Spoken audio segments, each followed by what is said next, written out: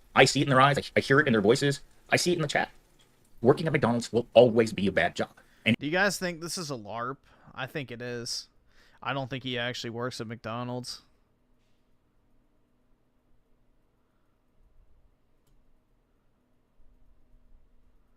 I think it's a LARP, personally.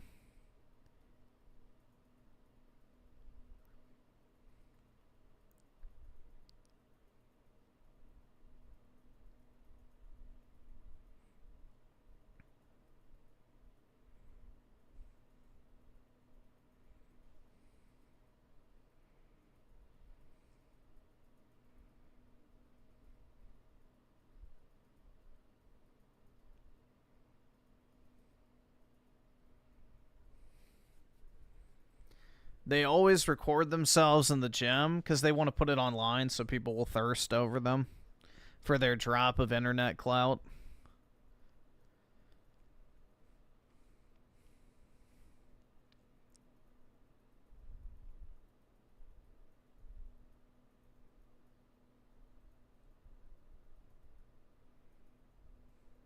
Most people are NPCs. Yep. But the problem is all the NPCs think everyone else is an NPC.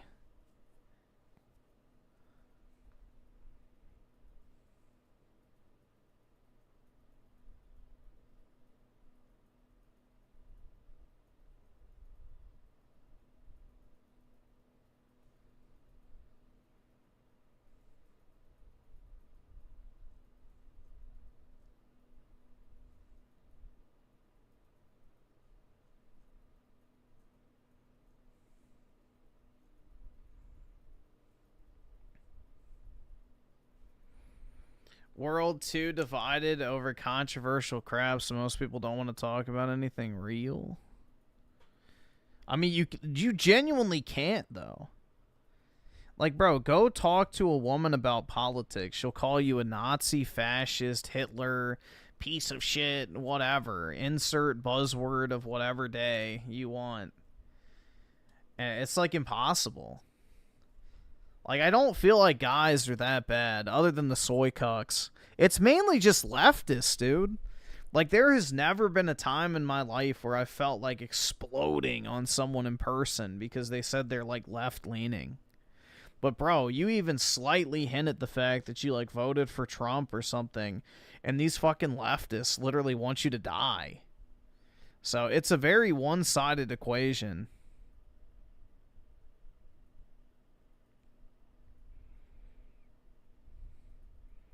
So,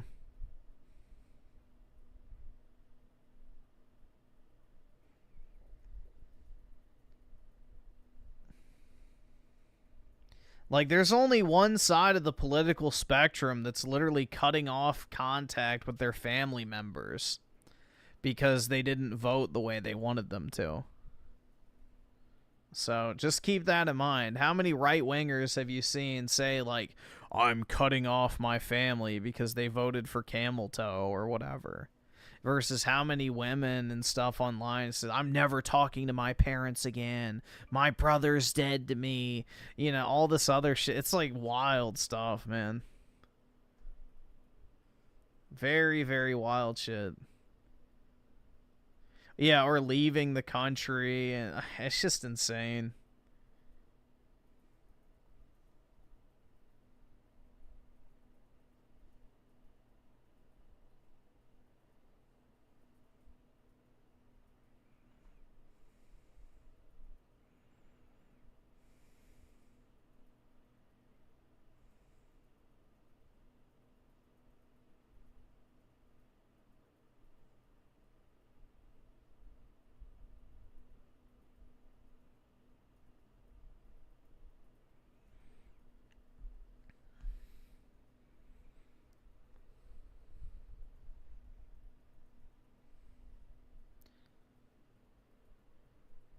Dude, unfortunately, it's gone like so far to the left with a lot of these chicks that genuinely the less you say, the better in a lot of cases. It's fucked up, man. It really is fucked up. Just your mere existence is enough for them to want you dead. Like, women have been completely brain rotted by this leftist shit. Genuinely. Like, it's scary how effective this stuff has been.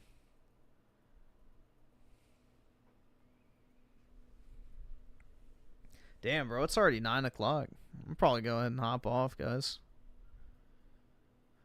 Speaking of the gym, I got to go scout out the meat market. So I got to go find myself a nice fem cell at the gym, apparently, because that's where they all are. You know, all the fucking 6'4" Giga Chad types who are, you know, lifting at the gym are just a bunch of incels, and all the hot, like, 9 out of 10 chicks at the gym are obviously just fem cells. So, you know, where do I fit in? Hopefully inside of one of the fem cells, dude. But yeah, anyway, guys. Have a wonderful weekend. Appreciate everybody stopping by. And I guess I'll see everybody later tonight. Peace out, guys.